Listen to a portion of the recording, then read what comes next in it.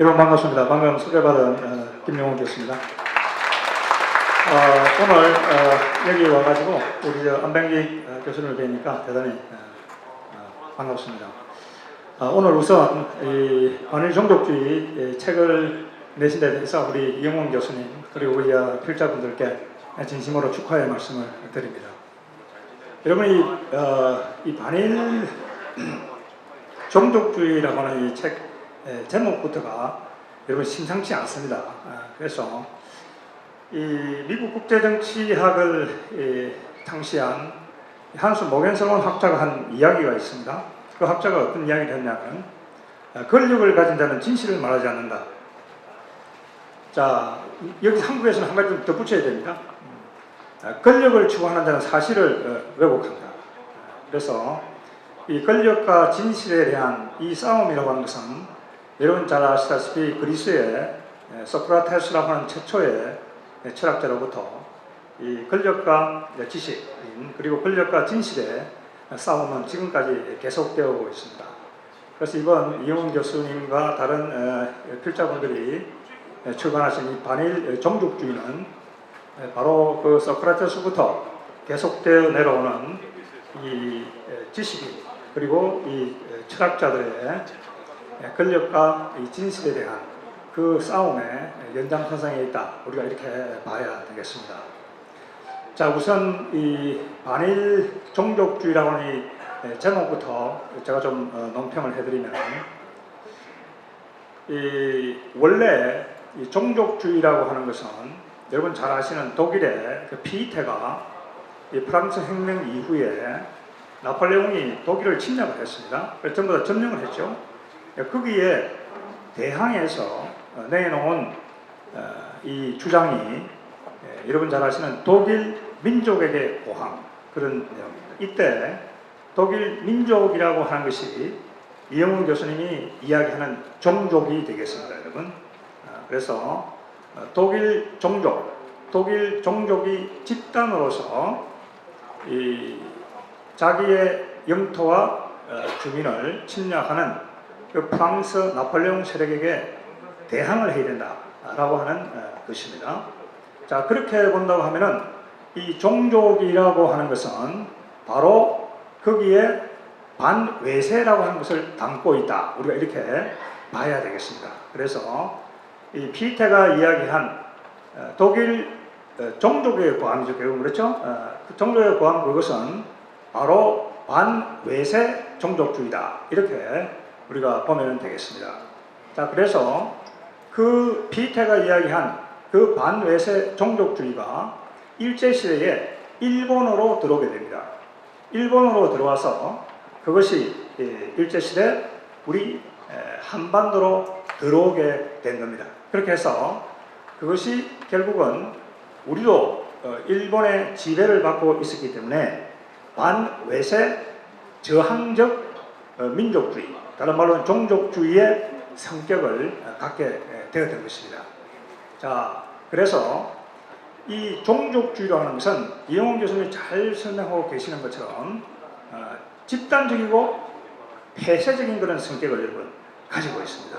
자, 그래서 우리가 이야기하는 원래의 민족주의, 이 내셔널리즘이라고 하는 것은 자유롭고 평등하고 권리를 가진 개인을 중심으로 하는 그러한 사상입니다.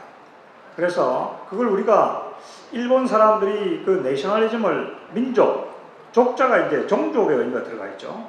그래서 이게 굉장히 종족적인 의미가 들어가 있기 때문에 우리가 이해하기가 굉장히 어렵습니다. 그래서 이영훈 교수님 책을 보게 되면은 그걸 좀 개념적으로 우리가 차별화시켜서 봐야 됩니다.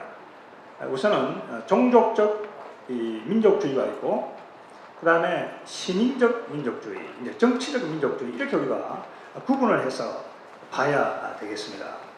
자, 그래서 이제 여러분 이런 겁니다. 그 프랑스 혁명 당시에 최초로 이 민족주의라는 개념이 탄생을 했습니다. 그때 이제 우리가 그걸 이제 네이션이라고 부르는데요. 그 네이션을 일본 사람들이 구한 말에 민족으로 번역을 했습니다. 그런데 그 민족은 국민의 의미에 굉장히 가까운 겁니다. 그래서 대한민국 헌법에서 여러분 대한민국 헌법을 보게 되면은 재헌헌법도 그렇고 지금 우리 1987 헌법도 여러분 그 대한민국 전문 첫 문장이 이렇게 되어 있습니다. 유구한 역사와 전통에 빛나는 대한국민은 이렇게 되어 있습니다. 그죠? 그러니까 뭐냐면 대한민족이라고 되어 있지 않습니다. 우리 헌법 제1조 1항을 보면은 대한민국은 민주공화국이다 이렇게 되어 있습니다. 대한민국은 민족공화국이다 이렇게 되어 있지 않습니다. 그러니까 이게 이제 굉장히 우리가 이해하기가 어려운데요. 그 종족적인 집단이 이런 하나의 정치 질서를 부여를 받게 된 겁니다. 그게 이제 우리 한국에서는 1948년에 대한민국의 건국을 통해서 이 종족적인 이 집단인 이 민족이 개인으로 여러분 재탄생을 하게 된 겁니다. 권리를 가진 자유롭고 평등하고 이러한 개인으로 재탄생을 해가지고 그게 바로 국민이 된 겁니다. 그래서 우리 바로 대한민국 헌법 바로 첫 문장이 위대한 대한민족이라고 되어 있지 않습니다. 위대한 대한국민은 이 헌법을 만든다. 자, 그래서 거기 쭉 뒤에 보시면은 기본권 조항이 나옵니다. 이런 권리를 가지고 있고 자유롭고 평등하고 모든 것들이 거기에 이제 나오게 되는 겁니다. 자, 그래서 이 해방 이후에 한반도에서 남과 북이 갈라지면서 이 남한 대한민국에서는 그 종족적 민족주의가 정치적 시민적 민주주의로 탈바꿈을 했습니다. 여러분. 그래서 대한민국이 탄생을 했고 북한에서는 그것이 여전히 집단적 개체라고 하는 그 종족을 중심으로 종족적 민주주의가 온존되고 잔존하면서 그것이 김일성의 전체주의와 주체 사상의 사상적인 기반이 되는 겁니다. 그런데 이 책에서 이야기하는 것처럼 문제는 뭐냐면 그 북한이 입만 열면은 이야기하는 우리 민족끼리 민족 공조론 남북한은 하나의 민족이다. 이런 종족적 민족주의의 전복전의 논리가 대한민국에 지금 끝없이 지금 들어오게 되는 겁니다. 끝없이 들어오게 되고 이훈 교수님이 주장하는 것처럼 그런 우리 사회에 종족적 민족주의에 이 뭐라고 할까요? 동의하는 거기에 굉장히 어떤 이 가까이 가려고 하는 그런 지금 이 생각이 우리가 일제시대를 경험했기 때문에 굉장히 많이 남아 있습니다. 그렇기 때문에 이 북한의 이러한 하나의 선전적인 논리가 여기에 먹혀들게 되는 겁니다. 그래서 이 반외세 종족주의가 이 책에서 이야기하는 것처럼 그것을 구체적으로 우리가 이야기를 해보라. 그러면은 반외세 중에서 그 외세 중에서 일본을 타겟으로 지금 하고 있다고 하는 얘기죠. 그게 이제 반일 종족주의가 되겠습니다. 그래서 이제 이 책에서 그 반일 종족주의의 그러한 하나의 이 생각, 이 흐름이 위안부 문제라든지 과거사 문제라든지 그리고 지금의 한일 관계를 바라보는 이러한 생각들에 깊이 스며들어 가지고 우리 사회의 이 모든 이 분야에서의 문제점을 이야기하고 있다 하는 것이 이 책의 아주 핵심적인 주장이 되겠습니다. 이 책에서도 얘기하고 있지만은 우리 그 대법원 판사들이 내린 그 판결문을 여러분 보시게 되면은 그 전부 다 반일 종족주의적인 그 생각에 사로잡혀 있는 거예요. 거기에. 그래서 그게 아주 제가 보기로도 그게 여러분 그 판결문을 한번 읽어 보시면은 이거는 정상적인 교육을 법률 교육을 받은 법관들이 이 10위권의 경제 대국을 자랑하는 대한민국의 법관들이 썼다고 볼 수 없는 판결문입니다. 도대체가 납득할 수가 없는 그러한 내용을 우선 담고 있다. 그 다음에 한 가지 더 지적되어야 될 것은 이 책에서도 이제 이야기를 하고 있습니다만은 이 대법관들이 삼권 분립이라는 걸 잘 이해를 못하고 있어요. 자, 이 입법행정사법부가 삼권이 분립이 된다고 하는 것은 여러분 우리 집에서 피자를 주문해서 먹습니다. 피자를 주문해서 먹으면은 그 피자가 여러분 이 조각이 나서 옵니까? 조각이 나서 오질 않아요. 그 위에 살짝 이 금망고 표시만 해서 옵니다. 이렇게. 그러니까 입법행정사법부 하는 것이 이것이 삼권이 말이죠. 그 피자 조각이 완전히 떨어진 것처럼 그런 게 아니죠, 여러분, 그죠? 그게 뭐냐면은 우리가 헌정주의를 채택하고 있기 때문에 편의상 입법행정사법부가 다른 기능을 하면서 서로 견제와 기능을 해라. 그런데 이 대법관들이 말이죠, 생각을 하는 게 뭐냐면 자기가 완전히 떨어진 피자 조각처럼 이렇게 생각하는 거예요. 이렇게. 그건 아니죠. 그러니까 대한민국의 입법행정사법부라는 것은 대한민국 자유민주주의 체제를 하나로 구성하는 정치체다 하는 거 우리가 절대로 잊어서는 안 되는 겁니다.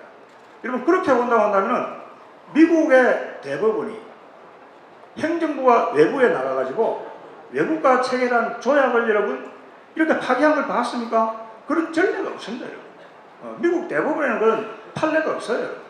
그래서 전부 다 이 외국 조약과 관련된 판례가 소송이 붙게 되면은 대법원은 반드시 행정부의 손을 여러분 들어주는 겁니다. 자, 만약에 그걸 갖다가 입법부 그리고 다른 쪽에서 문제를 제기를 해가지고 그 손을 들어주면은 여러분 사공이 많아가지고 대외정책이 진행이 되겠습니까? 그렇게 되지 않는 것이죠. 그렇기 때문에 이 대법원의 판례를 보게 되면 원 오로간 프린시플을 해가지고 그걸 이 대외 정책에 관해서는 그 국가의 그것을 이 행정부에 그것을 인정을 해주는 것이다. 그런데 이번에 우리 한국의 대법원이 보게 되면은 그 어떤 원리를 깡그리 여러분 무시하고 놓은 겁니다. 여러분 신문 보면은 우리 법원에 연구회가 많아요. 그 연구회는 뭐 연구는 안 하고 뭘 하는지 모르겠어요. 그죠? 그렇기 때문에 이 대법원의 판례를 하는 것이 이것은 선진국의 어떤 법 체계가 바라보는 그런 걸 완전히 지금 깡그리 무시하고 나왔다. 그건 역시 이 책에서 주장한 것처럼 이 반일 종족주의적인 그런 사고의 흐름이 우리 이런 최고 법원에까지 흐르고 있다 하는 점에서 이 책을 대한민국에 있는 판사들이 한 명도 안 빠지고 다 봤으면 좋겠어요. 좀 다 봤으면 좋겠어요.